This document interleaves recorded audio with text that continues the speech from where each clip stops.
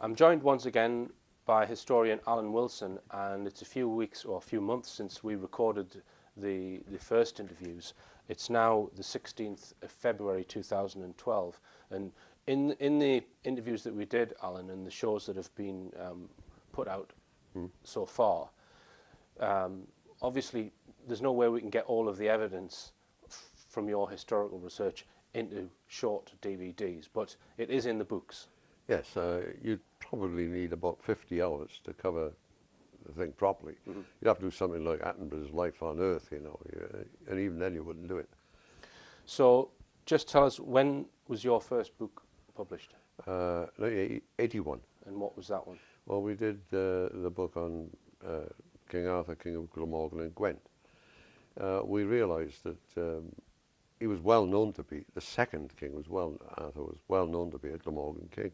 There's no doubt about it. It's in the Brutes of England, of all things. Yes. And it's the only person or king who has a date of death recorded. No other dates. And so we knew that he's a Glamorgan king, and we felt that this was important to establish. And one of the great records of Britain is the land of charters, and also the charters of Langcarvan Abbey. What we wanted to do was to use these along with the genealogies of various, you know, there are thousands of genealogies listing the princes and the kings, and there's one whole manuscript of the ladies saying who the princess and lady this married and didn't marry. You can link these genealogies together, you can line them up. And so we felt it was necessary to put the foundation down. One scholar had, I think, modelled up the land of charters pretty comprehensively, and was placing the kings of the 6th century into the 7th century. And because she worked in a university, they, oh yeah, it must be right. Actually, she's wrong. But the thing is that the land of charters then were originally set out, as recorded, in areas. These are the charters for this area, these are the charters for that area, you know, the South East Wales, or Gwent, or Brecon area, or Hereford used to be part of it. And these are for West Glamorgan and Mid Glamorgan, so they had zones, and these are the charters. But that didn't give a consecutive listing of in chronological order. You follow me? Right.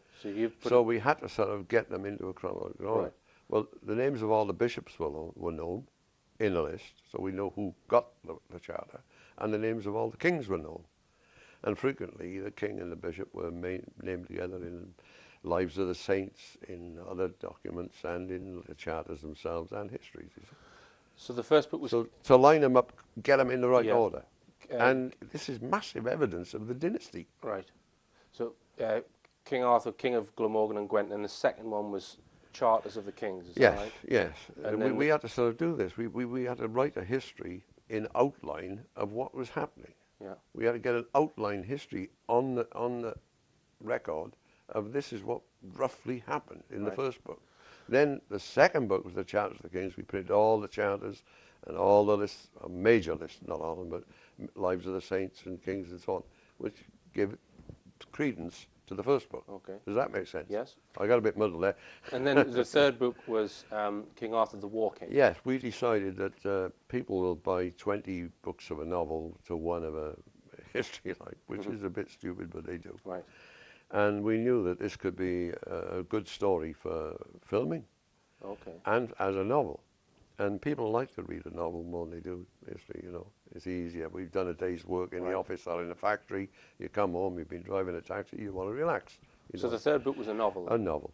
Right. And we had one little illustration. We were invited to a party over in Penarth, and there was a lady there from Oxford University. And she was very dismissive of what we were doing, you know. Well, we're going to be. we're saying black, it's white.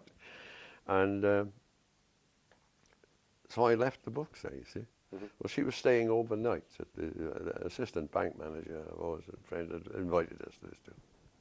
And she rang me up the next morning. She said, I took your Arthur the Walking, and I thought, well, it'll put me to sleep in 10 minutes. She said, I looked at the clock in the end. She said, it was 3:30 in the morning. She said, I couldn't put it down. Right. And the few people who have read it really like it. We could have made a hell of a film with this. It would have been really good for Britain and Wales in particular. Okay. There we are. That's why that was written. And these books were quite big, bound, heavyweight books. What we did, we obviously were not part of the gang in London. We didn't have the right accents. We don't live in little villages in Surrey and Kent and so on, and we don't have tweedy coats now. We're a bit different, right? So we know this. And we weren't going to get anywhere with London publishers. So we bought an old IBM compositor, which constantly made mistakes, because there weren't any computers in those days. Yeah, right? Early 80s. And we got a lady who could work it, and we decided to make our own books. Well, this damn thing would only do A4 size pages. It wouldn't do any other size, so it had to be a big book. So we decided if we did a hardback book with solid covers, see, a paperback can be read, it falls apart, thrown aside. But you do a big, solid hardback book, that's going to last and hang around. Yeah. And we wanted what we were doing, because it's fundamental research, the first couple of books, you see. Right. We wanted to hang around, and they do. So it was all part of it. Now, the fourth book, which I believe is a bit of a collector's item. They all are. They all are, which was Artorius Rex Discovered. Yeah. Which was a smaller, more concise book, but hardback. Tell us about that one. We decided the university mob, as usual, they were saying 2 and 2 make 7, you know. Well, no, it doesn't. Maybe it makes 8 3/4, but they wouldn't have 2 and 2 making 4. And there was a lot of problems with Cardiff University, because they'd had a man with no qualifications in history, none in archaeology, as professor of archaeology, and he led Cardiff University on an idiotic wild goose chase, digging up Cadbury Hill in Somerset for 7 years. Whereas Arthur's residence is in South Wales, in the Cardiff area. Which we will touch on. Well, the point is, we were getting such flack from the academics, not flack discussing what we did. Much of it was directed at us. Right. In other words, you shoot the messenger. Yeah. You know. Yeah. And so we had backed off a bit, and we were doing research, but we'd backed off a bit. We had several people coming to us saying, you must publish more, you must publish more. And that's why we did. Right.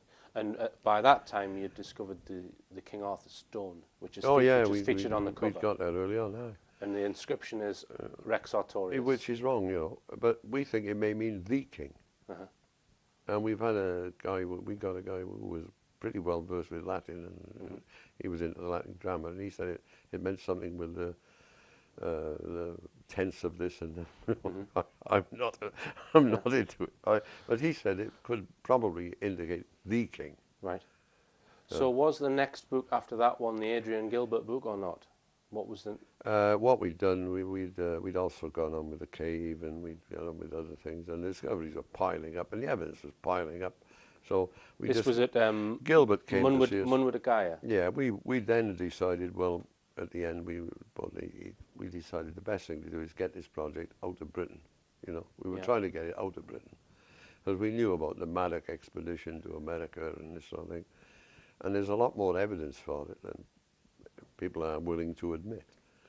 So this is evidence. So we'd started to drift away, and we'd also moved in the direction of saying, well, Britain is a dead duck. I mean, they're dead from the neck up, in our opinion. So. You mean to sell books outside Britain? No. We've done the research was starting to drift towards antecedents. Okay. We were moving away in this. Well, this is what our ancestral trail is. To the Middle Our East. ancestral records. Let's see if our ancestral records are correct. Let's get a foundation down. We've been building a house, but let's see if the foundation is solid, you know. And so we were going off in these other directions.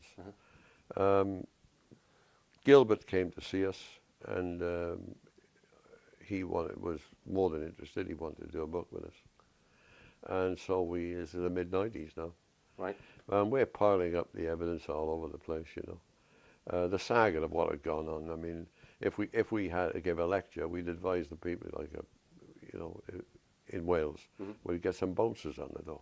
Right. And they had to have bouncers on the door. Really? Because the Glamorgan Archaeological Trust, who were pulling in millions of government grants, and it was going into pockets, right? They'd send their thugs along. Right. They'd disrupt meetings. It was like it was like the Conservatives getting into the Labour Party meeting, or the National Front getting into a Conservative meeting, you know. So just tell me, when you started researching the histories going back pre-Britain, if you like, or pre-500 BC. We started to look at the whole picture. Was that when you wrote the book, The Trojan War? No, it's much later. So with Gilbert, he wanted to do a book on Arthur. We said, oh, wait, that's turning the clock back. Right. You know, we started to wash our hands of Wales and the Welsh and say, well, if they're that dead up from the neck up. We'd seen Lord Brooks in the House of Lords, and he had one or two others with him. And they said, well, if you're right, or halfway right, there's 20,000 jobs in this. Meanwhile, they're losing all the coal mines are closing. They're losing all the steelworks for closing, you know. 10,000 jobs went in Brimbo and Wrexham, 10,000 in Ebbw they closed the steelworks there, 1,000 at the Orb Works. You know, Cardiff, big steelworks and all the re-rolling mills closed. That's another 8,000 in the two works. Currans, 3,000. You know, the number of jobs lost in steel comes to about 50,000. Never mind coal. Yeah. And we say, well, we can do something for you. Yeah. Didn't want to know. And this would... And Gilbert's turning the clock back, saying, let's do King Arthur. Right. We said, oh, well, so we you did. were wanting excavations done where you believe that there are various different things under the ground in South Wales, which we'll touch on in the final section. And there are a few in England. Yeah. But Gilbert, he wrote the book. Now, I just want to ask you about the title, because it's, for me, the title, The Holy Kingdom, when you look at that, I think of religion or something like that. Yeah, it's not our title. We wanted different titles. Right. We objected to it, but there is a subtitle which says... He'd done the Orion Mystery, which is a good book, with Robert Boval, and given him a bit of reputation. So the publisher were looking at him and not at us. It was our research, but they thought they kept looking at him. Yeah, because he was a known, established best-selling. Well, he's done one, that's all. But there you go. And so he's a Catholic, but he's much more open-minded than most. He is. He's willing to look at anything. He is quite open-minded, actually. He's a good guy in that way. And so there was a religious orientation with him. Okay. And he wanted to put the Holy Kingdom, so you think that because he'd caught on to the Holy Family coming into Britain. Right. He'd caught on to this, you see. Right, I see. So the point is, Gilbert then was, and we found when we went on bookshops to see if sales were going up, we found people saying to us, we don't know where to put it. Is it history or religion or philosophy? What is it? Yeah. You know, where does it go? Right. And it was a bad title. Right. But it was a good book. I mean, it was hit upon, but as we covered in the previous show... He writes in a different... It's not... He wrote the book in a certain manner, and the publisher said, no, we don't want that. And he had to rewrite it. Really? In the manner it is. Right. And I don't think it's as good as his first effort, but they've got this idea in their heads that we're all like... well, one gentleman thinks the Ark is in Ethiopia. He's got no evidence for it, how it would get to Ethiopia. Yeah, and so he writes about going up in the river and what a hotel was like in the country, and how he meets Ali the boatman who takes him across the pond, and Ali's father was a boatman, and his I've heard it's got nothing. I've heard it all, Alan. It's got nothing to do with the Ark, right? Yeah. But we are more direct. They wanted this travelogue sort of thing. I crossed the River Severn and I saw it's crap. Okay. So let's just touch on some of the other books. First, I mean, what we did then, we wrote the Arthur Conspiracy first, 2004. Because by now we had the whole conspiracy of the history to destroy British history out in the open. Britain has the most fascinating, the most detailed, complex, and the most provable history in the whole of Western Europe. It's better than Roman history. It's better than Greek history. So and they've chucked it in the bin. The King Arthur Conspiracy, that's the most recent King Arthur book, and it's got a lot of the information of the skullduggery as well. Oh, yes, a little bit of it. Yeah. A little bit of it. Yeah, well, the point is, you see, that 1850-ish, Darwin's coming out, his theories. Out had come Lyell before saying the Earth is millions of years old and there were dinosaurs and these are fossils. And then Darwin goes out with his theories of evolution of man. Oh, my God, you know, man was an ape, and God didn't sort of say, man, you know. And it was a time of upheaval. And two men were appointed. Bishop Stubbs was dragged in hastily and plunked into the chair of Professor of History at Oxford, and Edwin Guest, who's a complete fanatic. You read his books, fanatical Christian, he was put into Cambridge. Right. And they proceeded to demolish everything and put it And what about the personal attacks against you and Barham Allen? Is any of that discussed in the King Arthur conspiracy at all? Yeah, Right. some of it. Right. You'd need a book of 600 pages to do it all properly. Right. Just that alone. Okay, so now let's just briefly discuss the Moses in the hieroglyphs. And Yeah, well, we realised that the histories were correct and well-founded, and we'd been tracking the alphabet in Britain, the ancient alphabet of the British, which is mentioned by Julius Caesar. So it wasn't invented around 1800, as these modern academics will tell you. And there's bags of evidence of it, as you have said before, in Scotland, Wales and England on ancient stones. We backtracked it to Italy, Etruscan inscriptions. We had 14,000, they reckon, and they can read out. Then we found it was also in right here, Switzerland. We backtracked it to the Aegean, we backtracked it into Turkey, Asia Minor, into Assyria, down into Palestine, and it's actually in Egypt. So our ancestors came this way, we tracked them back that way. Yes.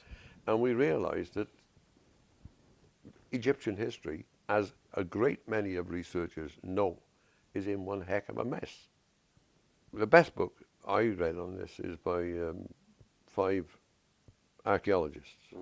And Peter James was the lead man, and they got Lord Renfrew, who's a professor of archaeology, to do the preface. And they said Egyptian history is in a total disorder, a mess. And therefore, by every war, every trade agreement, every anything between countries, intermarriages with royalty and that, they use Egypt as the yardstick. And that means all the countries all the way around the Mediterranean and the Middle East, they're all in chaos. Right. 500 years missing, 600 years missing, 400-year gaps, all this. They're in chaos. And the reason they're in chaos is that they're dating everything alongside Egypt. Yes, sure. Now, other people have gone, Velikovsky started into this years ago. And you'll find that there was a Swedish guy who was very, very good. My memory's going a bit, but he led around 1900 the short chronology group, and Petrie and others wanted a big, long chronology. Right. The first dynasty of Egypt starts 4,800 BC, and this guy, I think he was tall anyway, from Sweden, leading the other group, said no, it's about 2000 BC. Right. So they split it, and they the usual academic stunt. They got in the middle and said 3,400, which is crap. Yeah. Okay. So we realised this. All right. So you can't find Moses, and you can't find Jacob or Isaac or anything, or Abraham, chronologically in Palestine or in Egypt, because they're misdating all the archaeological finds. So Moses and the hieroglyphs tracks the Etruscan language. Tracks our alphabet all the way back, and we then are able to look at Egyptian history correctly, and we're able to find these patriarchs, and we are definitely the last people on earth who go looking for them. So so what you're saying is that the things that the experts believe that the dates in Egypt are for certain things that happened are not the same as in other civilizations. They don't match because so they alter the other civilizations to match Egypt, and they create huge gaps. Right. Right. But the thing is, you see, the marvel of radiocarbon dating is now being dissected all shapes. They adopted a formula. Yeah. And they multiply by 100 and divide by 80. Yeah, I've and heard this you say then, this before. That you go from 600 BC to 1200 BC, and Ramesses II, oh look, he is 1200, because they're using these, they're fudging, they're cooking the books. Yeah. All right? That's the important point. Yeah.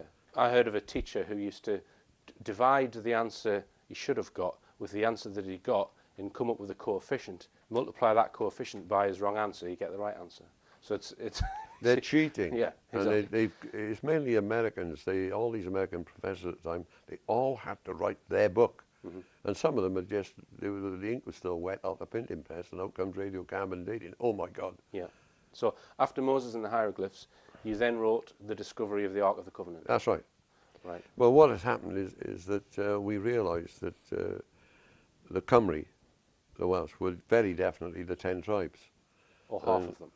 You don't think all of them came to Yeah, UK? they were a large section. Large section. All right. Numbers of them must have stayed in southern, southwestern Asia Minor, which is where St. Paul went to do his preaching with the 7 churches of that area, you know, ancient sort of.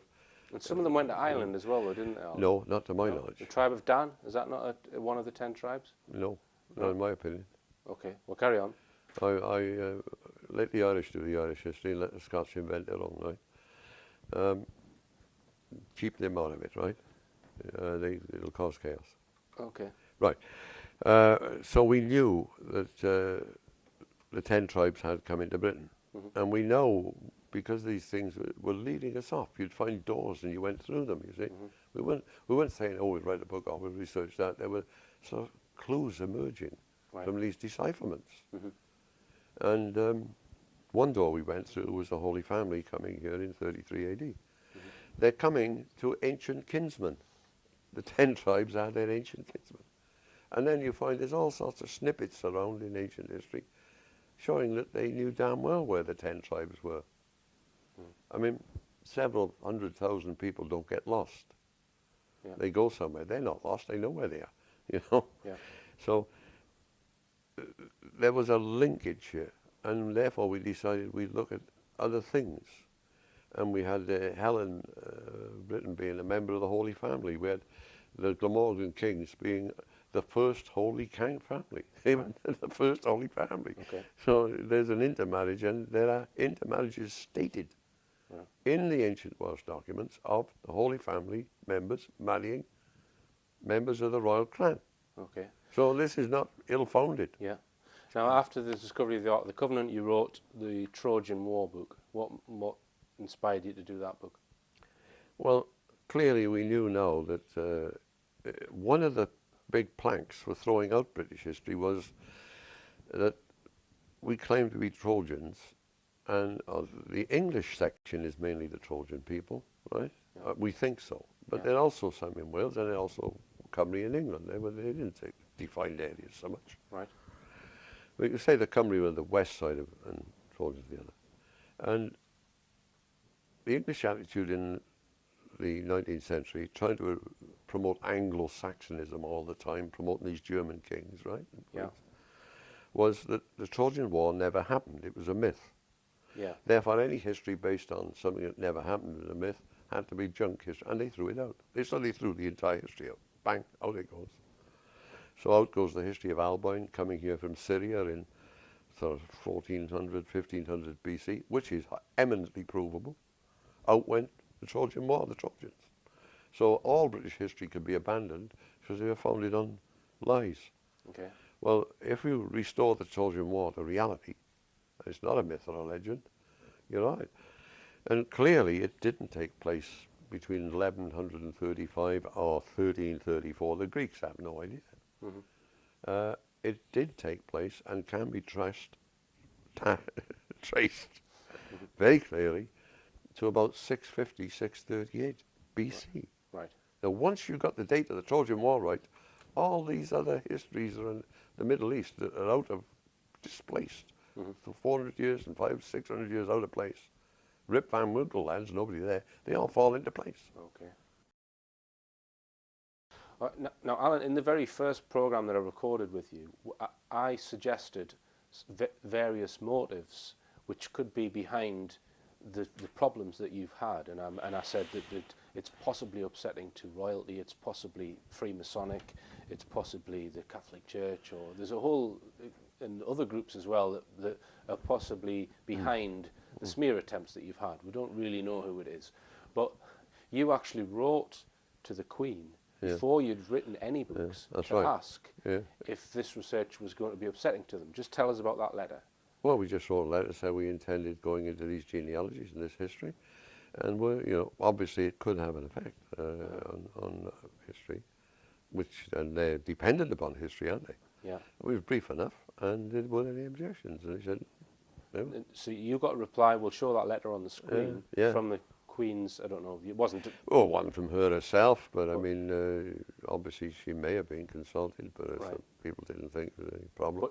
But they said we've Go got no ahead. problem with it as long No as you problem. don't as long as you don't associate our name with it. They didn't want to. They didn't want to be rubber associated. stamp it, As they didn't rubber stamp it. We're not correct, as if they're not going to say we're correct. but they're not going to object to They're it. not object to it. Okay. Well, now, just as I said at the beginning of the show, Alan, people who want evidence, because there's a great deal of evidence in your books. You've got hundreds of inscriptions and manuscripts and stone carvings and all kinds of evidence is presented in those books. And as we said, the TV is not really the forum in which to present all that evidence. It's in the books. Well, now, it's not all in the books. We could write another 4 or 5 books. Right, You know? okay. Now, based on the research that you've done, you believe there are certain, let's just call them treasure sites or sites that you think there are cities or there are artifacts. Can you list them, Alan? You don't necessarily have to list exactly where they are, but if we start with, is it Munadagaya? Munadagaya, Fortress Mountain. Fortress Mountain. Now that's just northeast of Bridgend, am I right? Yes. It's So just summarise what you think is under the ground there. We've got the remains of St Peter's Church. So that's clearly recognisable. No one disputes that. Tell us what else you think is on that mountain. Well, there is just above it the remains of an ancient castle, and that's abundantly clear. And do you suspect that was used by Caradoc the First. Caradoc the First? Yeah, in Roman times, fought the Romans. There's the burial of King Moiric, Arthur's daddy's up there. Right. And that's in a big circle? Well, he's in the giant circle at Caradoc, you see. Right. And there is a huge bolt-shaped mound. All early Christian churches were bolt-shaped. Right. And there's one down at Nash Point. Right. King Kerry's buried in it. Because that's why they call it, the main body of a church is a nave, navally. It's the Roman word, or the Latin word for a boat. Right. You see, you're in a ship. And so what else is under the ground there? then you've got the Monument of the Soldiers, Great Monument of the Soldiers. There was a terrible massacre. The Saxons and the Brits had a peace conference about 456, something like that. Saxons brought concealed weapons. Well, they would, wouldn't they?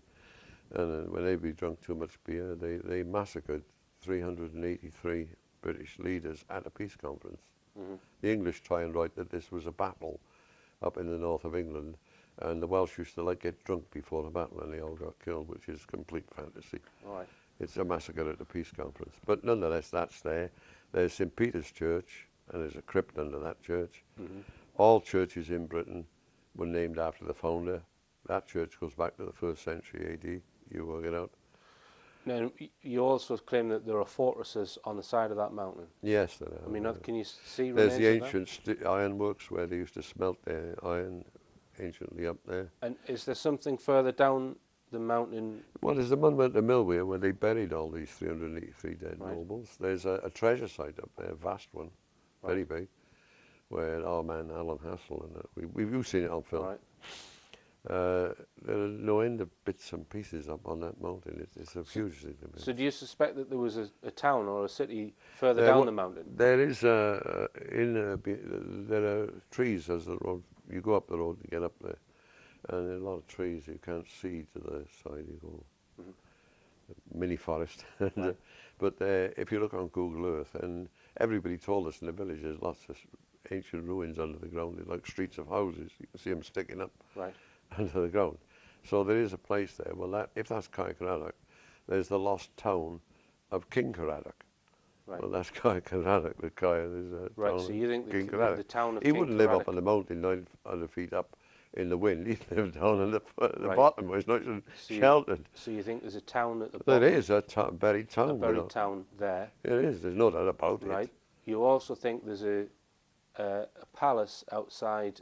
Well. Is it Llantwit Major? Yeah, Llantwit Major, Llaniltyd Tell us Vawr. what that is. And where- Llaniltyd Vawr, the great, the church of the great Iltyd, who was the first cousin of King Arthur.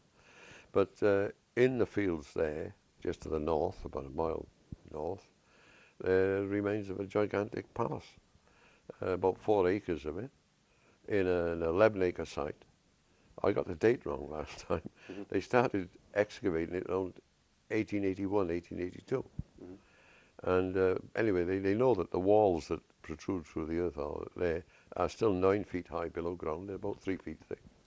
So you said they should be excavating that site. Well, Mallory says that Camelot's in southeast Wales.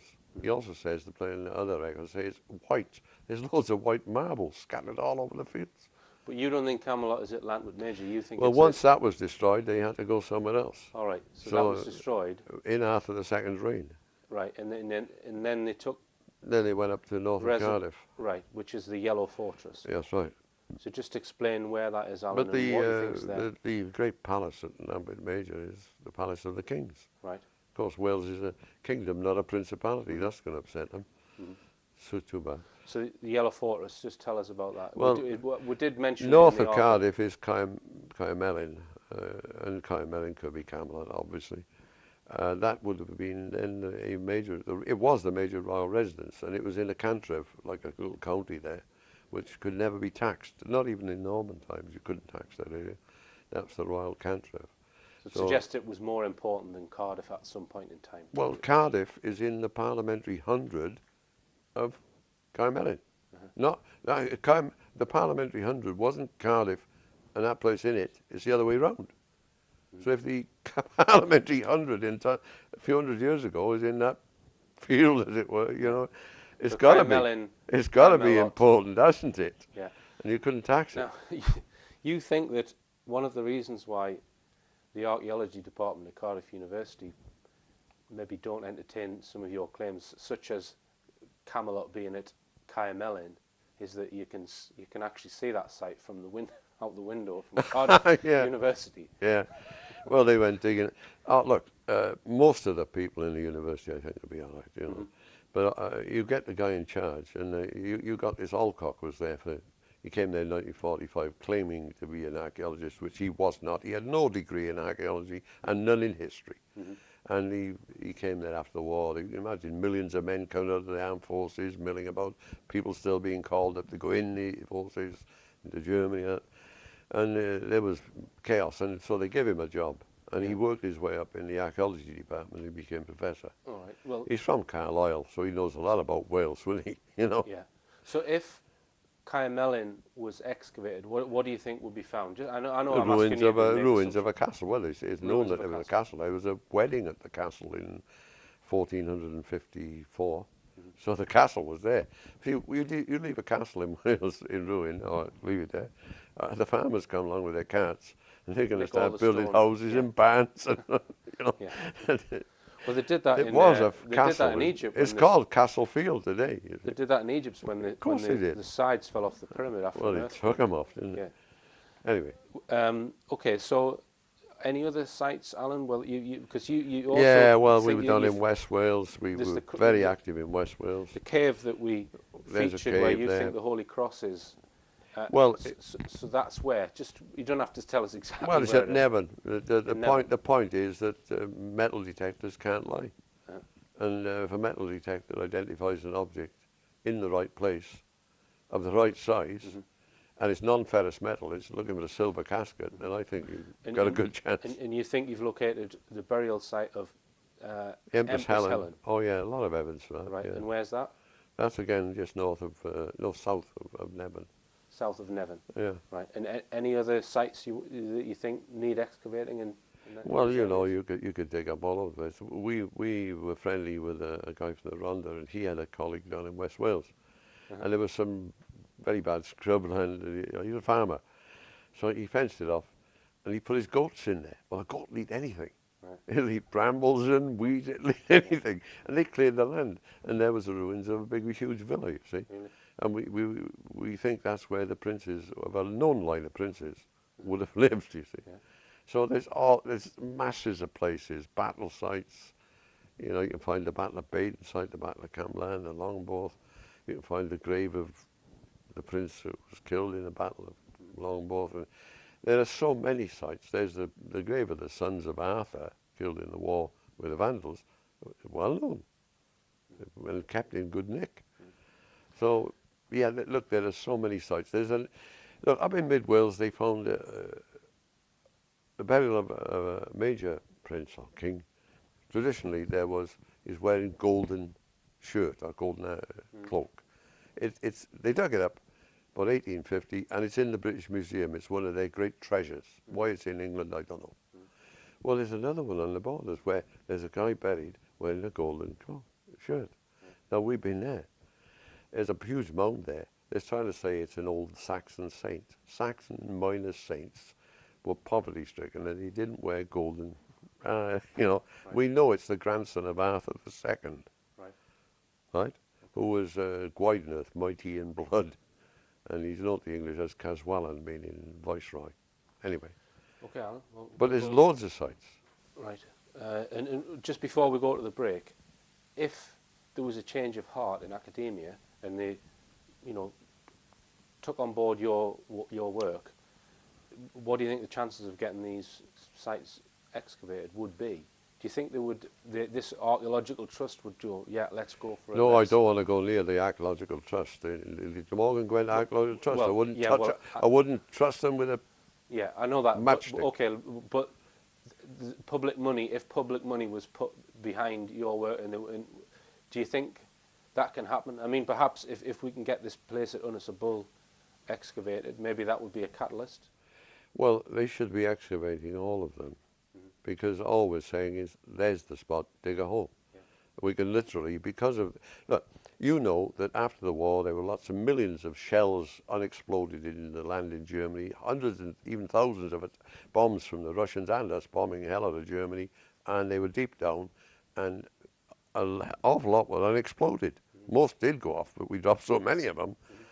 And so the Germans had a problem with something 20, 30 feet down, 500-pound bomb or even 1,000-pound. And they had to develop deep reading metal detectors, which are very, very good. And that's what you can use. So there's no question about these artifacts being there. It's not up for grabs. Right. It's not up for question. The company that has offered to help with another scan of Bull does have that metal detection equipment. We mentioned academia. Now, surely there must be one or two cases where a professor has wanted to support your work. Well, Professor John Collis of Sheffield, independent of us, he spoke at the conference in Cardiff, and he said, look, there are no Celts in Britain, there never were. See, nobody thought the British, in the sense of the Welsh, the Scots, the Irish, were Celtic before 1714. The arrival of the Hanoverians. You've got to give them, if you destroy somebody's history, you've got to give them a new identity. And that they're Celts. The Welsh are not Celts, neither are the Scots, and I don't think the Irish. It's a complete diversion. It's camouflage. So did this guy want to promote your work? Well, he was hammered by his, all the archaeologists went bananas, Right. Archaeologists are not historians. Then we had, before that, independent of us, Dr. Victor Klub of Oxford, an astrophysicist, and he said, look, a comet must have struck Britain around, the middle of the 6th century. Perfectly correct. Comet destroyed much of Britain and Ireland. And he then got flack from everybody, and so the few who, Professor Michael Bailey was luckier later. He came up with dendrochronology, and he said all the forests of Britain and Ireland were destroyed in the mid-6th century by ash from a Krakatoa volcano in the Pacific. Yeah. And we wrote and said, look, it's not ash from the Pacific, specifically destroying forests in Britain and Ireland, nowhere else. It's the comet. He then changed his mind and he said, yeah, it's a comet. Right. No, the comet figures hugely in our histories. Oh. Devastates the Arthurian Britain. Now, just before we move on with the Arthurian stuff, Alan, I just want to mention, in Programme 1, we covered an event which happened in this house where there was a serious fire. Yeah. Your colleague was in a coma. It was a horrendous time for you, and as mentioned in the previous show, we're trying to get the police to investigate this. And just to update viewers on what's happening, there has been some correspondence from the police. I haven't at this point in time had any correspondence because I wrote to the police. They still haven't replied to me. I've sent them a copy of the video. Now, they have corresponded with Alan, and we don't really want to say what was said, but what we will say is that you are taking and possibly going to pursue certain lines of action based on what they've said, because they've not, let's just say it's not fully satisfactory what they've come back and said. Well, It's the usual performance whenever we've been attacked. You know, and we've had numerous attacks, not from the police up here in Newcastle, but before we've been got at. Their attitude is one of negativity and indifference. And in other words, they've got a carpet and they're going to sweep it under it. Yeah. It's as if, just from my own opinion, from what I've seen of their response, it's as if they're going to ignore it and play it down and seemingly just hope it goes away. Now, we're not going to let that happen because the evidence is blatant as far as I'm concerned in that video. Well, they've been told to ignore it. You think so? I think so. Well, we'll see. We'll see what happens. I think this thing is too persistent, too widespread. It's possible that people in high places, shall we say, have realised that we weren't a pair of minor characters, dummies, going to do a little handbook of 20 pages paperback in Cardiff. We were something different. It's like you step on the tail of a snake, you know, and you might think, oh, it's only a little snake, but it bites you, you're dead. You know, it's not a word. And you know, when the time is right, I will report on what happens with regards to that investigation. And look, we tried very hard. With the gaps in our work, we did everything we could to get this project out of Britain. We went to America, thought we'd transfer the entire attention there because of Arthur II and his brother Maddox going to America, and so. We've tried to get things out that way, out of Britain, the backtrack into the Middle East, and out into we've tried everything to get out of Britain, you know.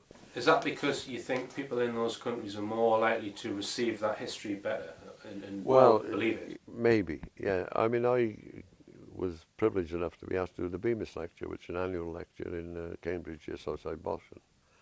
And after the lecture, I had a guy come up to me, and he was well dressed in his English type, you know. And he was from the embassy in Washington. He'd come to the URL to say, and he was very, you shouldn't be saying things like this. You shouldn't be saying, right. Didn't want it. So let's because we haven't mentioned that throughout this series, Alan, but let's just touch on it. You have uncovered Colburn inscriptions in America. No, we haven't. You haven't. American historians have, and researchers, and they've been doing it certainly since 1900 and earlier. One area is in Kentucky. Kentucky's the major area. Northern, southern Tennessee. Right. So tell us what evidence has been found in Kentucky which suggests that British settlers or explorers arrived there prior to 600 AD. Well, the first thing, everybody forgets that the Native Americans were maybe living they weren't all living in tents on the prairies. They had towns, and they built wooden buildings, perhaps more primitive than ours, and so on. And they had associations, sometimes 10, 12,000 people in towns. There were millions of them, but they died in the millions from white man's diseases and so on. And these were not as the primitive people that people often are led to believe. And they had histories. You know, the Delaware had a history, and others. Two of these histories were then, they wrote them on sticks. Well, the Welsh used to write on sticks, you know that? Colburn is written on sticks, that's a straight stroke alphabet. Certainly, I think it was a Dr. Ward got hold of the one major history, and it was translated. The Indian chief translated what was on the sticks. Remember, he wrote it all down, and they gave him bundles of sticks, the histories. They finished up in the hands of Rafinesque, who was the first sort of real pioneering academic setting up universities in the Midwest. And so these histories relate how a great race of white men arrived there, and they describe where these white men were. So the language on the sticks is what? Well, I don't know what the language is on the sticks. It's the Indian writing is on the sticks. I don't know. They're tucked away somewhere in the vaults of the Smithsonian, who conveniently can't find them. Right. But a stick is easy to carbon date. Of course you can. Right, so... Well, if you only go back to the carbon dating of maybe they recabbed them and recopied them, I don't know. The point is that they had histories that describe antiquity of their own race, which have proven out when people dig up things, like battlefields and so on. They find battlefield skulls and arrows. And you were interviewed on American television when you went over there, weren't you, Alan? Yeah, a little bit, yeah. And I spoke in a conference down in Columbus, Georgia, and Pennsylvania, and I went round, you know. So let me ask you directly: has there been any? I was over there twice. Right. Any Culben inscriptions found in America? Dozens. Dozens. Right along the East Coast, right through the Midwest. We think they sailed. If you look at a map, things What look date? good. What date are these dated to? These How can you date stone carving? You know, Yes, but what would the estimate? the information on them would seem to be 1,500 years old, I would think. There's a cave, one place, a very narrow little cave you've got to squeeze in, and all the walls are plastered with Coleman. You've got to go up a hill through the woods and all. There's a lot of research being done on this. This is the point. They're finding artifacts, and the American Indians didn't smelt copper, and they're finding copper items, and they didn't smelt copper. They say they didn't. They're going to the battlefields where battles are fought with these white men, and they're finding European skeletons. You can tell from the teeth, I think it's bicuspids, and also there's Inca bone in your skull. That's what they call it. And they can tell that these are white people. And they've been trying to carbon date them, do what they can, about the 6th century again. So these people did arrive there in vast numbers. And what about evidence of weaved items and that kind of thing? Yeah, they found mummies in caves with woven cloth wrapped around them. And the Americans, again, didn't weave. Right. They didn't need to, they could just skin animals. And Your standard view of history is that Christopher Columbus discovered America, right? Yeah. So, I mean, how much does academia look at theories that Britons went there more than 1,000 years before Columbus? You've got to realise America is still very young. It's very clear that Leif Erikson, he went there around 1100, the Scandinavians. It's abundantly clear now that Henry Sinclair, so the Earl of Orkney, the Scots went there in 1397. Right. It is abundantly clear. Just remind me, what year's Columbus? What, 1492? Right. So that's two groups that have gone there before. Yeah, and that the Brits went there is abundantly clear. So you think the 6th century they went there? Well, you get you can date it. If you read the Irish thing, St. Brendan, he's supposed to go there. And he meets monks when he gets there. Right. Hang on. If you read it carefully, you'll see. Brendan says he went on this voyage, he wanted to go, because he heard of the voyage of the Tairn. Now a Tairn is a monarch. Who's the monarch who goes there? Well, the monarch who's contemporary with Brendan is Arthur II. Bump. And you trace Brendan's antecedents carefully and see the intermarriages of the lives of the saints. Interesting. Brendan then goes to the men who made ships, and they made him a ship and agreed to sail with him. He didn't go in a leather Irish boat curragh, they call him. He went in a ship. But nonetheless, he gets out and he meets the monks who are already there. And so you got 6th century straight away. Did Brendan go? I believe the Irish have got it right, yeah. So why do you think then that, because you really only get to the truth if you re-examine and are prepared to change your view based on new evidence that comes up. Why is it that in academia and in history, why aren't they prepared to say, no, Christopher Columbus wasn't the first, there was this group and that group and that group went there. Why can't they just admit that? I wouldn't if I was them, not till now, I wouldn't. America split away from Britain in a pretty ferocious and a very nasty war. It wasn't very clean, right? If you didn't recognise the king, you were a traitor there. If you could be shot, you didn't take prisoners. We lost the war, justly, right? But you realise we were in Canada in some strength, and they were not a strong republic. They were along the East Coast at the time, so we were a threat. We burned their White House down, didn't we? The French had Louisiana. The Spanish had New Mexico and California. And Texas they wanted, right? You had, I think Florida may have been Spanish. You had, the Russians had Alaska, and the Americans were on the East Coast, and the Brits had Canada. It wasn't a good time to say, hey, look, there's British people in the Midwest. Because the Brits say, right, we got there first. Okay. No, it's not a good idea. Right. Yeah. So you had to sort of see it from their point of view, and it's perfectly logical.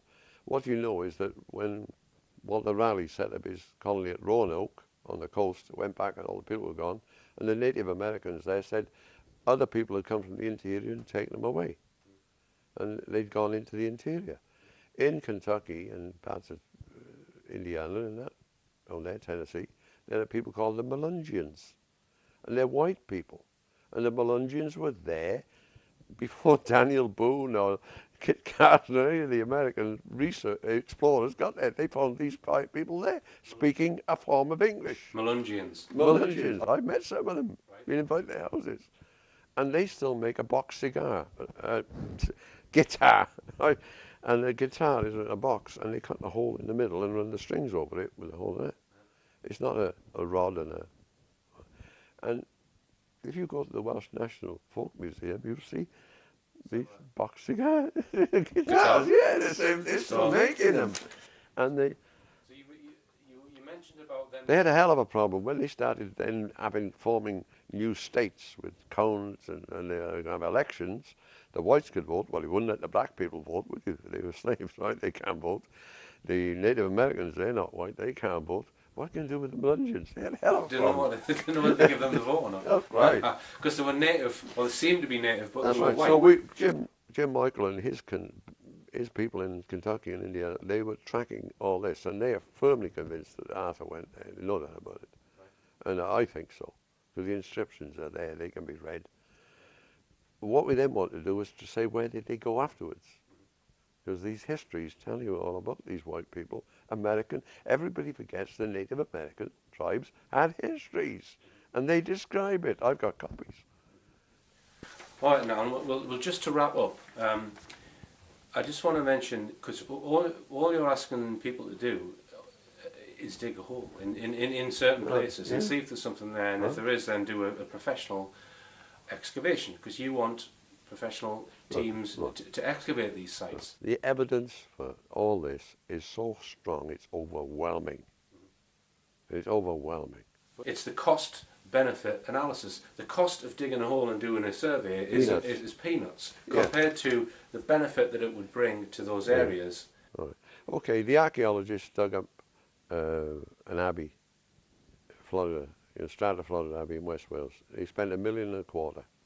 We dug up St. Peter's, did a thorough excavation. It cost £17,000.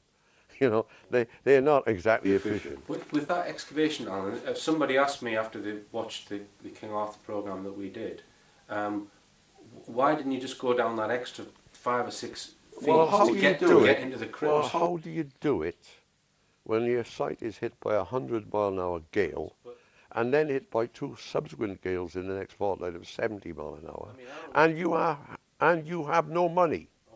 Well, I mean, it's digging a hole. No, we've never received a penny in grants. Okay. Right? To dig down a further 5 feet, is that not? Do you just not need a pick and a shovel? No, you'd have to re-put. There's a wall leaning that way slightly. One of the major walls of the church has a lean, and we had it blocked. We had it reinforced with major timbers over that spot. And secondly, you try going up and doing it. It sounds easy. Right. Yeah, it's easy to say. You try it. Right. I got to tell you, you try it. Right. It's legit. What you're saying is logistically, it's not just as simple as it's one not man as digging a hole. simple as you think. Right. Okay. Okay. I mean, it's okay to sit in your armchair. You try it, mate. I appreciate that. Yeah.